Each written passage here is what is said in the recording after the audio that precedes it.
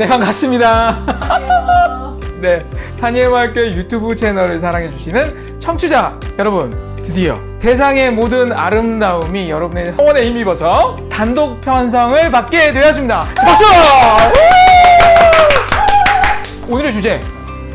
오늘의 주제 바로 취미와 영성이죠. 아니라니까 영성과 취미라고 하셨습니다. 엄청 중요하다시던데요? 나중에 들어보는 걸로 하도록 하겠습니다. 왜 중요한지, 취미와 영성이 아니라 영성과 취미가 왜 중요한지 한번 들어보도록 하겠습니다. 자, 오랫동안 기다리셨습니다. 그럼 오늘의 게스트 모셔보도록 하겠습니다. 산예마을교회 담임 목사님이신 김영준 목사님 모셨습니다. 자, 목사님. 반갑습니다. 그 얘기 해주셔야 됩니다. 네. 왜 취미와 영성이 아닌 영성과 취미인가? 네. 우리 그 C.S. 루이스 형님께서 이런 얘기 하셨죠. 네. 그 하나님께서는 우리가 그 구원의 여정을 걸어갈 때 우리에게 좋은 호텔에 자게 해주시고 또 좋은 음식을 먹게 해주셔서 그 여정 가운데 힘을 얻고 나아갈 수 있게 하시는 좋으신 하나님이다. 그러나 그 호텔과 음식이 결코 우리의 거처가 되게 하진 않으신다. 이런 얘기를 하셨죠. 그러니까 취미는 우리의 거처는 아닙니다. 우리의 숙소죠. 우리의 숙박업소죠. 그러니까 그래서 우리의 영성을 돕는 시녀로서 취미는 굉장히 중요한 기능을 하지만 취미 자체로서의 자체로서의 목적과 가치를 갖는 건 아니다라는 의미에서 굳이 영성과 취미다라고 순서를 설정하게 됐습니다. 네. 주객이 전도되면 안 된다는 얘기로 예. 굉장히 간단하게 정리해요. 이해해보도록 하겠습니다. 예. 이 주제가 맨 처음에 선정됐다고 딱 얘기를 딱 들었을 때 이 취미는 교회 다니는 사람은 절대 가질 수 없지 않을까라고 생각되는 취미가 딱 한 게 있었어요. 낚시. 보통 1박 2일 정도를 계획하고 가게 되잖아요. 이렇게. 그러니까 토요일부터 예배를 준비해서 이렇게 예배 시간에 정상적인 컨디션을 유지해야 된다고 말씀하셨는데 낚시는 불가능한 취미가 낚시는 아닐까? 주님에 대한 경외함 때문에 생기는 문제보다 아내에 대한 경외함에서 문제가 생기지 않나요? 허락하실 수 있나요? 가실 거면 애도 데리고 가라. 자유시간 좀 보내게 1박으로. 그 취미가 우리의 좋은 루틴, 삶의 루틴의 한 부분으로 들어가게 돼야 된다라는 부분의 시사점을 가지는 질문이신 것 같아요. 제 생각에는. 그 낚시 자체가 문제가 아니라 낚시가 깨뜨릴 수 있는 우리의 그 좋은 루틴들, 그거의 문제를 생각하시는 것 같고요. 저도 목사니까, 목사로서 제가 가지는 중요한 루틴이 있어요. 그게 사실은 경건이 루틴에서 나오잖아요. 그래서 그런 것들 깨뜨리지 않는, 그러나 그 루틴의 좋은 자리로서 들어갈 만한 것들을 저도 고민하고 찾게 되는 것 같아요. 목사님은 그러면 그 경건의 루틴을 위해서 어떤 취미를 갖고 계신가? 일단 저는 주말에 되게 강도가 높아요. 정서적으로도 그렇고 육체적으로 그렇고 강도가 굉장히 높아서 저는 일단 주일 사역을 마치면 가능한 한 서울을 떠나려고 합니다. 그래서 바로 마지막 설교를 마치고 여기서 환복을 하고 바로 차를 타고 강원도로 가는 일들이 거의 매주 벌어지고 있습니다. 아니 집에 가서 바로 옷 갈아입고 간다. 그래서 집을 떠나서 1박 2일, 제가 월요일 날 쉬거든요. 1박 2일 정도는 강원도 가서 있다 오는 루틴을 많이 갖고요. 또 최근 들어서는 아차산, 아차산을 그래도 일주일에 두세 번, 서너 번 정도는 거의 오르려고 해요. 저희 루틴을 전혀 깨지 않아요. 고양시켜요. 퇴근하고 올라가서 1시간, 1시간 반 정도 걷다 내려면 확 리프레시가 되죠. 질문 올라온 게 또 있을까요? 일단 임모 목사님의 질문을 한번 던져보도록 하겠습니다. 무엇하고 놀아야 할까요? 취미 활동할 시간을 잘 못 냅니다. 뭔가 제가 이상한가요? 놀면 죄책감이 느껴진다. 목사님의 어떤 질문이 아니라 어떤 성도님의 마음을 대변한 듯한 그런 질문이었군요. 아닌 것 같은데. 목사님도 그러시 대단히 사적인 질문인 것 같은데. 그러니까 아무튼 글쎄요. 저도 그랬어요. 저도 그랬는데 이게 생산성 이 취미와 쉼이 가지는 생산성이 의외로 우리가 학습이 안 되는 것 같아요. 그러니까 이게 굉장히 생산성이 있는 일인데, 이 생산성에 대한 설득이 되고 믿음을 가지면 죄책감을 갖게 되는 게 아니라 되게 적극적으로 취미를 개발하게 되는 것 같아요. 이거는 저는 엄청 생산적인 일이라고 생각을 해요. 뭐 예를 들면 뭐 저기 누구야? 우리 지금 독일에 놀러 갔을 때 그 칸트가 그 반경 몇 킬로 안 벗어났다 그랬잖아요. 평생 동안. 그 칸트가 걷던 길이 있어요. 칸트가 이렇게 거기서 걸으면서 굉장히 많은 사색과 사변을 거기서 했던 게 분명하거든요. 그래서 우리에게도 그런 우리만의 산책로를 통해서 우리 안에 있는 깊은 우물을 길어낼 수 있는 기회를 얻을 수 있다. 저는 취미가 굉장한 생산력이 있다. 예, 라고 생각을 합니다. 더군다나 목회자에게 있어서 취미는 생산성이 굉장히 높다. 저는 그런 생각을 합니다. 예.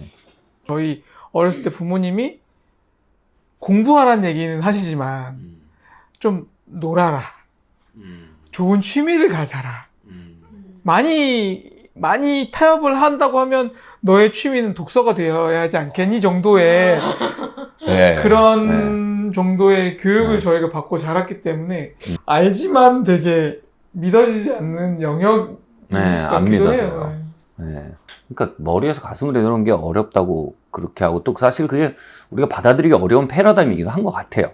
근데 솔직히 제가 이 취미의 가치를 저도 이제 사실 신학 공부하면서 많이 이렇게 그런 얘기 많이 나와요. 그러니까 예를 들면 아빌라의 테레사라는 어마어마한 영성가가 책에 그런 걸 써놨어요. 그 수녀들이 그 공놀이 해야 된다. 너무 벙찌는 거죠. 지금 우리가 기도하고 금식하기도 모자라는데 무슨 공놀이를 하나. 근데 그런 얘기들을 그런 얘기를 읽으면서 저한테도 충격이었어요. 근데 제가 얘기하고 싶은 게 뭐냐면 저도 제가 외통수까지 가보니까 무너진다 그러면 좀 과하지만 더 이상 앞으로 안 가는 거예요. 내 자신이. 그러니까 기도가 더 필요한 것도 아니고 말씀이 더 필요한 것도 아니고 도저히 내가 안 가지는 거야. 근데 거기서 제가 지금 내가 이건 너무 안 쉬었다. 너무 그 취미가 없었다. 그래서 전 그 벼랑 끝에서 제가 여행을 하고 그럴 때 아마 주변에서 그렇게 봤을 거예요. 어떻게 저렇게까지 여행을 하나. 근데 그때 한번 얘기했지만 저는 살려고 여행했거든요. 거기에서 비로소 취미가 너무 중요하구나. 그리고 내가 살기 위해서는 놀아야 되는구나. 그리고 아주 옛날엔 놀기 위해서 살았는데 회개하고 나서는 노는 걸 죄악시하고 살았다가 지금은 살기 위해서는 놀아야 되는구나. 그래서 제가 하고 싶은 얘기 뭐냐면 저처럼 벼랑 끝에 몰리기 전에 놀아라. 인간은 놀아야 산다. 뭐 놀기만 하는 건 물론 잘못된 거지만. 이런 질문이 있었어요. TV는 무조건 영에 해롭나요? 네. 그러니까 이제 비대면 시대고 사람들이 더 어디 못 나가고 하니까 이 시국에 그 유튜브나 관련 정말 영상 시청 빈도, 그 독수도 되게 늘었다는 얘기 들었거든요. 진입장벽이 낮은 취미, 그리고 조금 더 높은 취미, 이 두 가지에 대한. 이게 좀 간단하게 얘기하기는 좀 어려운데, 제가 취미라고 얘기하는 것과 도피라고 얘기하는 것이 사실은 한 끗 차이가 될 수 있는 것 같아요. 그러니까 이게 있어요. 그러니까 우리 안에, 살면서 우리가 취미를 죄책감을 느끼는 굉장히 큰 이유 중에 하나가 이거라고 생각해요. 우리가 다 그 얘기 들어보셨을 거예요. 내재야, 이너 차일드라는 하위 인격 중에 굉장히 중요한 우리 한 파트입니다. 그러니까 우리 안에 다 어린아이가 살고 있거든요. 근데 이 내재아가 우리가 사회화돼 가면서 이 녀석이 부적절하다는 평가를 거의 대부분 99% 받아요. 99%의 사람들이. 이 내재아라는 녀석이 도대체 내 안에 있는 이 아이가 도대체 이 세상을 살아낼 수 있는 녀석이 아니다. 너무 충동적이고 또 너무 창의적이고, 다시 말해 예측 불가능하다는 거죠. 또 너무 애착도 많이 나타내고 아무튼 상처도 잘 받고, 이 내재아라는 녀석을 그래서 유배를 시켜요. 대부분의 어른들이. 그래서 유배를 시키고 얘는 우리 사회화된 어른의 삶에 합당치 않다고 판명을 해서 유배를 시킨다는 건 뭐냐? 감옥에 가거든요. 이 감옥에 가뒀을 때 근데 우리가 영성의 길을 걷잖아요. 근데 영성의 길은 또 뭐예요? 너희가 돌이켜 어린아이가 되지 않으면 천국에 갈 수 없다. 열심히 우리는 안 쉬고 산에 올랐는데 갑자기 취미도 중요하다 이 얘기 들으면 이 산이 아닌 게벼. 갑자기 이거는 단순히 취미를 하나 더 한다는 문제가 아니라 사실 우리 인격 구조를 바꾸는 일이에요. 제가 생각하는 게 취미라는 것에 가치를 부여한다는 건 우리 인격 내재 그 하위 인격 사이의 인격들 중에 한 부분을 완전히 인정해 주는 거고 그 아이가 부상해서 우리 하위 인격의 라운드 테이블에 원탁에 중요한 목소리를 낼 수 있도록 허락을 해주기 시작할 때 사실 우리의 삶에 지각 변동이 오는 과정이라고 저는 생각을 해요. 그래서 그 부분을 사실은 원치 않는 그런 내적 혁명을 원치 않는 관리자가 우리 안에 하위 인격이 또 있어요. 이 관리자가 뭐냐면 이너 차일드를 막 가둬요. 너는 나오지 마. 너 너무 복잡해 나오면. 가두고 그리고 여기서 이제 드라마 얘기가 여기서 나오는 건데 내재아가 이렇게 우리 안에서 나오려고 하면 우리 안에 하위 인격들이 이렇게 느껴요. 판도라의 상자가 열리는 느낌을 받아요. 도대체 여기서 뭐가 튀어나올지 모르겠다는 불예측성과 위협감을 우리 내면이 느낍니다. 그래서 예를 들어서 그때 다시 말해 관리자, 우리 안에 관리자가 그걸 이제 우리 안에 내재아를 가두는데 실패한 거죠. 얘가 나오려고 그러면 이 아이가 판도라 상자 같은 아이가 빡 열리려고 할 때 확 디스트랙트를 해야 되잖아요. 이럴 때 뭐 하냐면 소방관이 출동을 해요. 네, 소방관이 출동해서 확 불을 꺼버려요. 그때 나오는 게 뭐냐면 중독적 행위예요. 그러니까 중독적 행위와 취미는 달라요. 같은 걸 사용해도 중독적 행위와 취미는 분명히 달라요. 정확히 말하면 취미는 놀이예요. 우리 안에 내재아가 이렇게 문틈을 이렇게 보거든요. 나가도 되나? 나가도 되나? 하다가 나가도 되는 환경이라고 판명하게 된 게 놀이예요, 놀이. 놀이가 있어야 우리 안에 내재아가 나 나가도 되네? 근데 이거는요, 아까 얘기 뭐 죄책감일 수도 있고 헉할 수도 있고 다양한 위협을 느끼는 거예요, 사실은. 저는 자연스러운 감정이라고 생각하고 필요한 감정이라고 생각해요. 과정이라고 생각해요. 그래서 확 놀이라는 그 분위기가 있을 때 우리 내재아가 나도 나가도 되는구나. 나라는 존재가 드디어 밸류 되는구나. 그래서 얘가 라운드 테이블에 이렇게 나올 수 있도록 해주는 굉장히 중요한 플랜카드. 환영한다 내재아야. 그러니까 취미는 하나 더 하는 게 아니고 저는 취미라는 거를 사실 개발하고 갖는다는 건 내적 혁명이라고 생각해요. 그래서 아까 뭐 이제 드라마 얘기를 했었는데 이게 우리가 소방관의 활동인지 내재아의 활동인지를 이제 그 질문, 사실 질문이 분별력을 가져요. 지금 아주 짧은 얘기였지만 얘가 소방관의 활동인가 내재아의 활동인가. 약간 그 한 성도님이 이런 질문이 있었어요. 취미와 중독의 경계는 무엇을 기준으로 잡아야 할까요? 지금 같은 맥락인 것 같아서 소개했는데 그 경계는 이것이 소방관이냐, 이것이 정말 내 안에 있는 이너 차일드냐, 아니면 여기서 더 나간 이제 그 걸음인지를 질문을 통해서 분별해야 한다 이런 말씀이신 거죠. 스스로 질문을 할 때 사실 케바케라는 말이 지혜 음성을 들으란 말이거든요. 우리가 다 또 내적 그 지혜가 있어요. 우리 모두가 여러분 성경이 그래요. 우리 안에 우물이 있다고, 지혜의 우물이 있다고. 그걸 길어내는 건 우리가 할 일이에요. 근데 그 두레박이 질문이에요. 사람들이 두레박이 없어서 지혜를 못 길어내고 케바케를 자신의 우물로부터 살지 못하면 이제 뭐랄까요? 이렇게 의식이 종속될 수 있죠. 다시 돌아와서 얘기를 하면 그 질문을 한번 던져보세요. 내가 이게 내 안에 이게 지금 도피냐? 다시 말해 소방관이냐? 아니면 지금 내 안에 아이가 그럼 결과를 보면 알아요. 리프레시가 확 돼 있어요.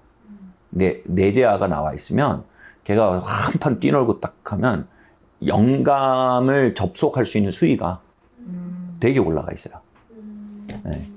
근데 방금 목사님께서 말씀하신 내용을 들으면 많이 좌절하실 것 같아요. 왜냐면 이렇게 영감을 접속할 수 있는 수위가 이제 확 올라가 있다 이렇게 하셨는데 TV 열심히 보고 갑자기 기도하려고 그러면 기도 잘 안 되잖아요.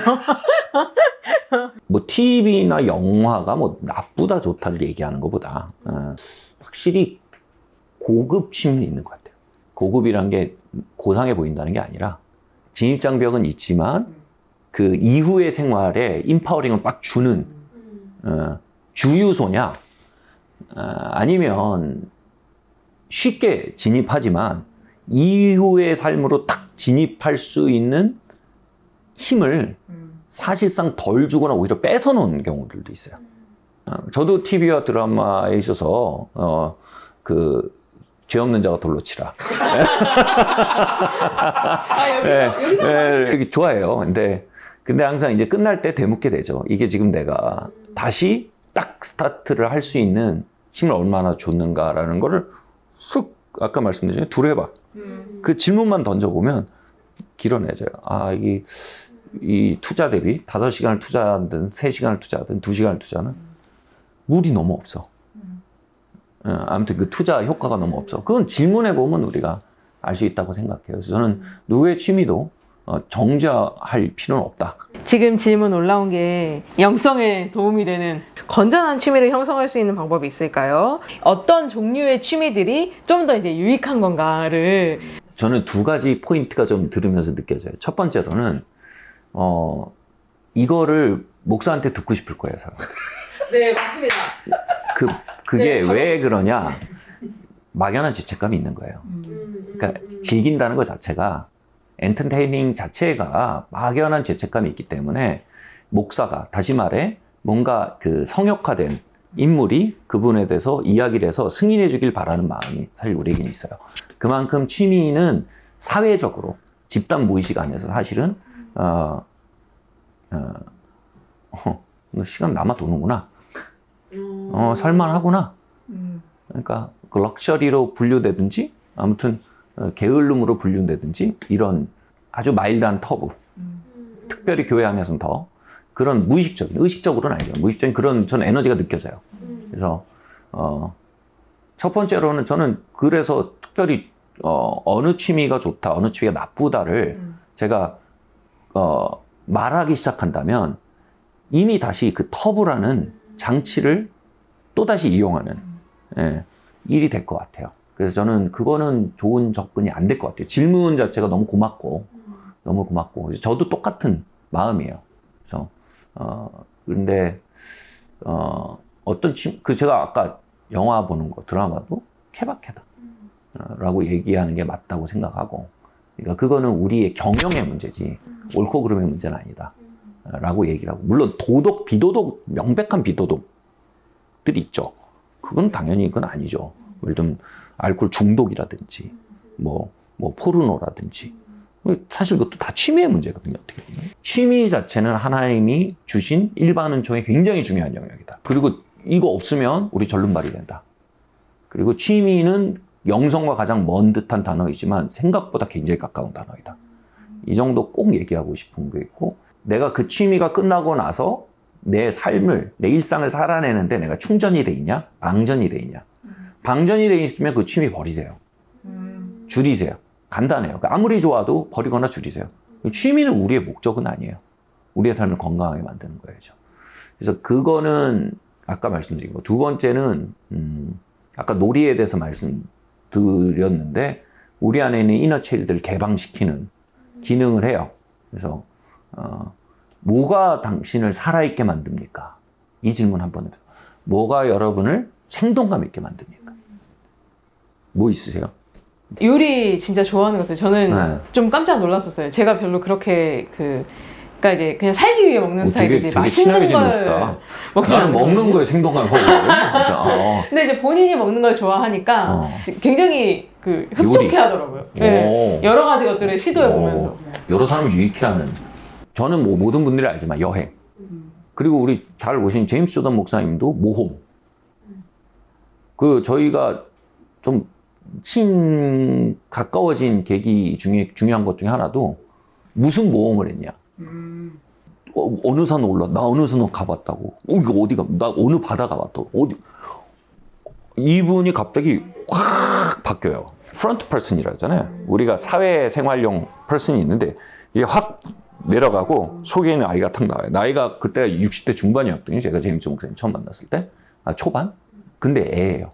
생글생글해요. 그리고 막 서핑 얘기하고 나오는 거예요. 그리고 거기서 이제 이너 차일드가 섞인 거지 서로. 근데 제가 믿기로는 주님과의 교제도 거기서 가장 잘 일어난다고 믿어요. 그러니까 항상 우리 안에 그게 이렇게 저울려질 수 있게 하는 게 뭔지, 다시 말해 당신으로 하여금 생동감 있게 만드는 게 뭐냐? 바꿔 말하면 당신의 패션은 뭡니까? 당신의 열정은 뭡니까? 이렇게 질문하고 싶어요. 그래서 이게 취미라는 게 우리가 터부가 되면 안 된다. 터부에 진짜 요즘 프레임 씌우기 많잖아요. 대표적인 전 지옥의 프레임 씌우기가 이 취미에 많이 와 있을 거다라고 생각해요. 옳고 그런 취미가 없다. 이렇게 얘기하기 시작하면 분명히 누군가의 패션은 터부가 돼요. 그러니까 어거스틴 얘기를 제가 가끔 하잖아요. 주님을 사랑하라. 그리고 모든 것을 하라. 좀 극단적으로 말하면 네가 주님, 이것도 또다시 두루해박이에요. 내가 주님을 사랑하는가? 지금 내 중심이. 아니면 주님으로부터 도망치기 원하는가? 사실 주님을 사랑하기 위해서요. 더 사랑하기 위해서 분명히 얘기하면 취미가 필요해요. 그리고 때로는 주님께로부터 도망치기 위해서 취미가 필요하게 돼요. 취미 자체는 질문이 아니에요. 취미 자체는 흑과 백이 아니에요. 정말 내가 주님을 더 사랑하기 위해서 살아가고 있는가. 근데 이거는 기본적으로 취미냐 아니냐는 건 인간이냐 아니냐의 질문이에요. 우린 인간이냐 천사냐. 사실은 저는 취미라는 것에 스페이스를 주지 않는 건 스스로를 천사라고 생각하고 있는 극단적으로 말하면 교만일 수 있다고 생각해요. 제가 교만했어요. 내가 굉장히 영성적으로 되면 더 영성인이 될 거라 생각했어요. 근데 여러분 정말 영성적이 되는 건 정말 인간적이 되는 거예요.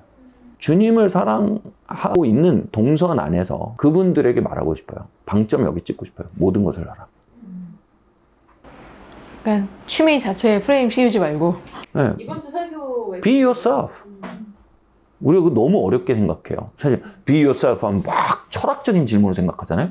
전 그것 자체가 말도 안 되는 얘기예요. be yourself에 너 자신대로 굉장히 전 첫 단추는 너 뭐 좋아해 이거예요. 너 열정이 뭐야?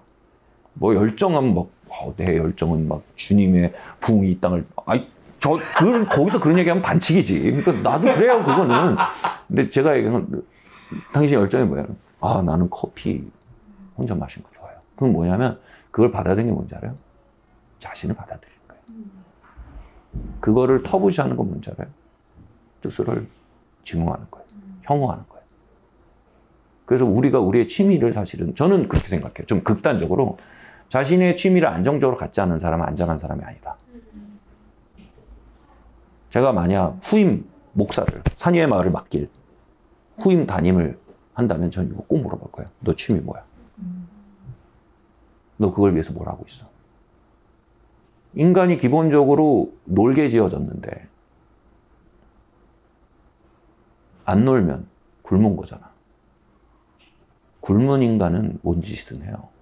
호모 루덴스. 그죠? 유의적 인간. 네, 유의적 인간은 굶겨놓으면 뭔 짓이든 합니다. 당연히 기도하고 말씀 봐야죠. 당연히 예배드리고 제자양육 해야죠. 당연히 해야죠. 근데 그거만 있고 취미가 없으면 그 사람들 위험해요. 다른 분의 질문이 하나 있어요. 가족들과 함께 있는 취미 활동, 자녀들과 함께 할 수 있는 취미 활동에 대한 견해들을 듣고 싶습니다. 이렇게 말씀하셨는데 전 이거 읽자마자 이게 어떻게 취미가 될 수가 있나라는 생각이 잠시. 그 노래 아세요? 제가 대학교 1학년 때 이 노래 듣고 펑펑 울었어요. 사랑은 섬기기에 서로를 기뻐하는 것임을 주님은 내게 알게 하셨네.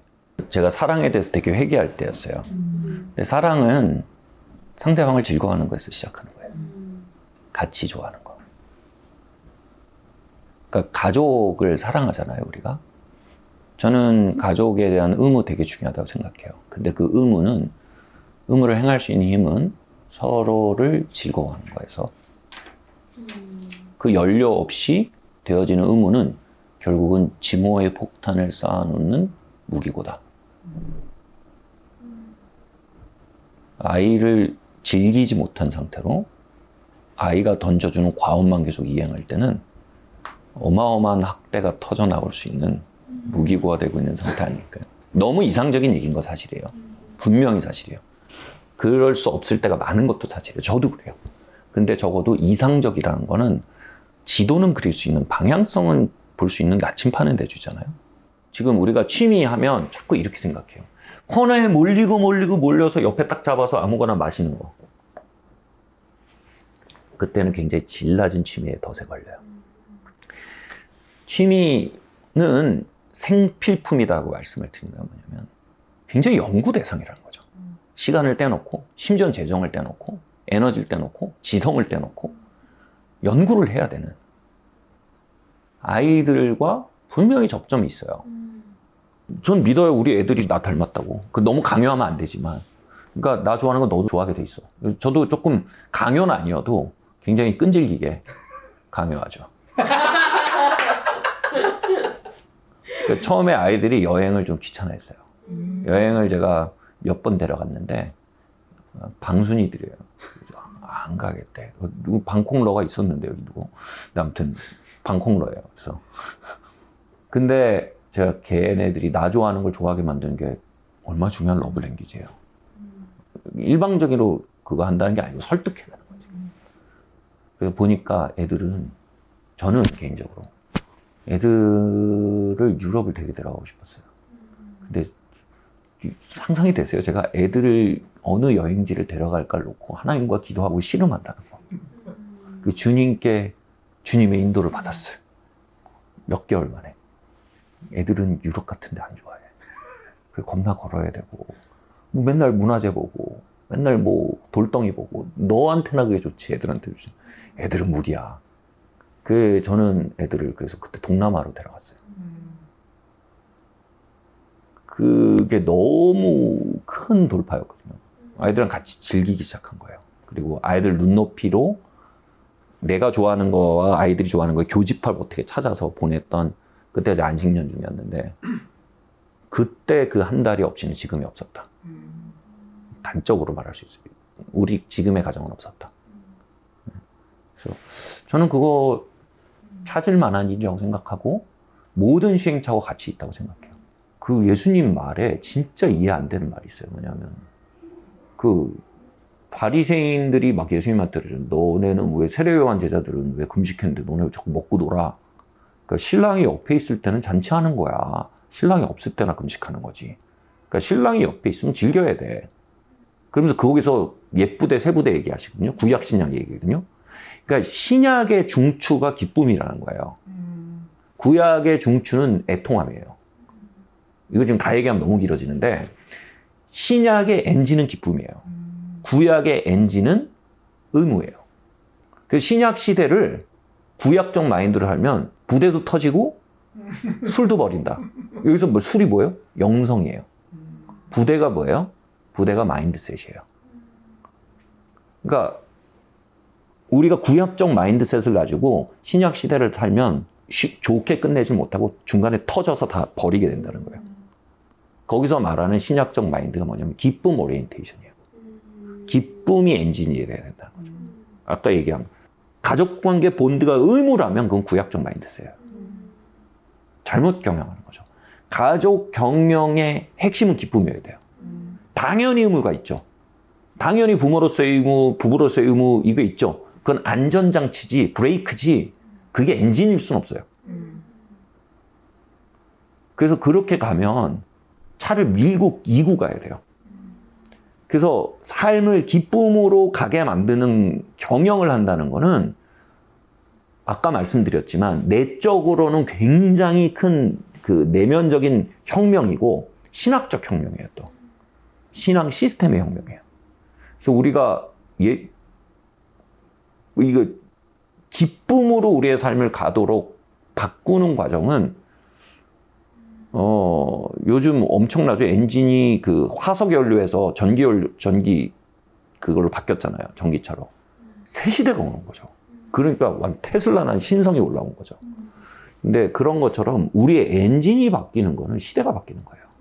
그래서 취미를 찾는 거는 그 어떤 거대한 변환의 신호일 수 있다는 거죠. 너무 막 큰 덩어리 건드려가지고 지금 그 느헤미야 말씀이 좀 깨는 말씀이 있어요. 뭐냐면 그 굉장히 큰 이벤트가 벌어졌어요. 그 예레미야 성 재건하면서 이제 큰 성의를 갔는데 사람들이 막 울고 막 성의라 그러니까 막 울고 또 얼마나 막 응? 그들의 타락으로 70년 동안 그들의 고토가 뺏기고 그랬다 하나님의 약속을 또 신실하게 이행하셔서 그게 돌아오고 자신들이 또 어떤 죄로 인해 어떤 결과를 맞았는지 알게 되고 그런 특별한 성일이었는데 이 사람들이 막 울고불고 난리니까 예레미야가 스탑! 오씨 대박이에요. 다 멈춰. 그리고 오늘 여호와의 성일인데 이러는 거 마땅치 않아. 그리고 뭐냐 너 맛있는 음식 가져와서 너를 즐겁게 하고 그리고 맛있는 음식 없는 사람 있으면 주변 사람한테 나눠줘. 맛있는 음식이 뭐예요? 너를 기쁘게 만들라는 거예요. 그 다음에 얘기한 거예요. 여호와를 기뻐하는 게 너의 힘이야. 해석에 따라서 여호와를 기뻐하는 게 너의 힘 또는 joy of the Lord. 주님의 기쁨이 너의 힘이야. 잘 뜯어보면 초자연적인 힘을 주님의 기쁨 또는 주님을 기뻐하는 데서 받게 되는데 그걸 위해서 굉장히 자연적인 세팅을 해요. 맛있는 거 가져와. 그리고 맛있는 거 없는 사람 나눠줘. 제가 말하는 취미는 정확하게 맛있는 거예요. 너를 기쁘게 만들어 지금. 그래서 구약의 축일들은 축제예요. 다 축일들이에요. 축제들이에요. 그래서 기쁘게 만들고 우리가 말했듯이 우리가 되게 강박적으로 우울해요. 의무감을 가지고 슬퍼해요. 우리가 진실되고 진지하기 위해서는 자꾸 우울해야 된다는 강박이 있어요. 근데 여기서 그 강박을 정확하게 공격하는 거예요, 느헤미야가. 야, 여호와의 성일이야, 오늘. 근데 왜 이렇게 우울하게 굴어? 우리 여호와의 성일이니까 우울해야 되는 거 아니야? 왜 그렇게 우울하게 해요? 야, 가져와서 이거 엎어. 다른 삶의 장치를 마련하는 거예요. 너를 좋게 만들 수 있는 걸 다 가져와, 여기. 그리고 그 장치가 없는 사람 갖도록 도와줘. 그리고 그들이 스스로를 즐겁게 해요. 그러면서 점점 joy of the Lord. 초자연적인 주님을 기뻐하든 주님이 기쁨이든 그 안으로 들어갈 수 있는 수신기가 그 안에 생긴 거죠. 그래서 우리의 문화는 그럴 일이 있어야 즐거운 거고 즐거울 만한 일이 있기 위해서는 우리가 지금 쥐어짜야 되고 그래서 즉 쥐어짬이 우리의 힘이에요. 그 뭔가 이루어지면 그때 즐거워하는 거 트로피로. 근데 하나님 문화는 그건 아니에요. 야, 너 뭔가 이룰 힘이 있기 원해? 목표에 가기 원해? 네가 트로피로 즐거워하려는 마인드가 가지면 너 못 가. 너 지금 널 즐겁게 만들어. 아무것도 즐거워할 거 없는 것 같아도 지금 널 즐겁게 만들어. 전 그게 취미라고 얘기하는 거예요. 우리를 즐겁게 하면 점점 뭐예요? Joy of the Lord. 그 초자연적인 하나님의 기쁨에 연결될 수 있는 찬스가 높아져요. 저한테 절대 쉽지 않은 일이었고 그리고 모든 분들에게 쉽지 않을 거예요. 진지한 것은 저의 장점이고 심각한 건 저의 단점이에요. 그렇기 때문에 저에게는 의식적이고 주도적이고 끈질기고 계획적이고 집요한 취미생활이 필요해요. 저를 계속 기쁘게 만들어야 돼요. 그래서 빌립보서가 얘기하잖아요. 주 안에 기뻐하라. 명령이에요. 그것이 안전하니라. 바꿔 말하면 우리가 계속 이렇게 의무 드리븐의 라이프스타일. 가족도 의무 드리븐. 넌 아내니까 날 사랑해야 돼. 난 남편이니까 널 사랑할 거야. 그런 책임감 위주보다 같이 have fun. 같이 즐거워하는 것이 서로를 사랑하는 것의 첫 단추다. 뭘 같이 즐길까? 부모 자식 사이에서도 사람과 사람 사이에 섬이 존재한다. 유명하시잖아요. 뭔가 섬이 있을 거야. 같이 즐길 걸 분명히 있어요. 그 섬에서 만나고. 공격적으로 이해하고 접근하면 참 좋겠다. 이런 질문이 하나 있습니다. 네.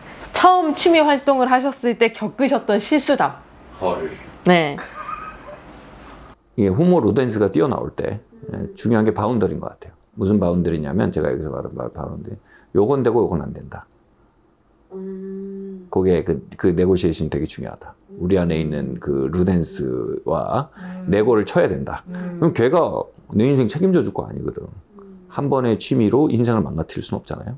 예를 들면 뭐 갑자기 요트를 산다든지 집을 빼서 갑자기 막 그럴 때 돈이 없는 게 축복입니다. 막 전세금을 빼서 막 갑자기 세계 여행을 가버린다든지, 뭐 그러니까 내 안에 있는 그 아까 말한 대로 루덴스하고 잘 내고를 쳐라.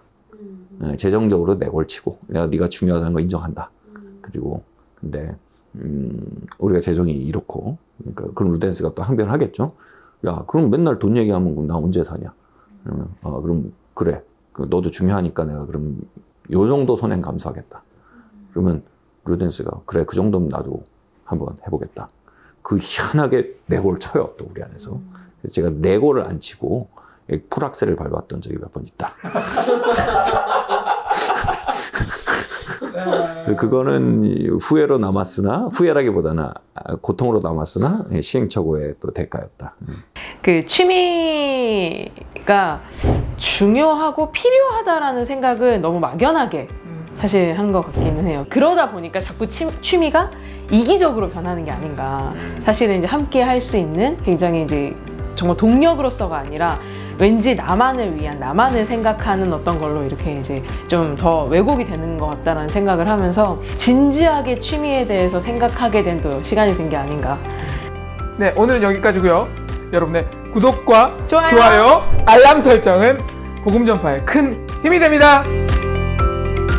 세상의 모든 아름다움 다음 시간에 만나요.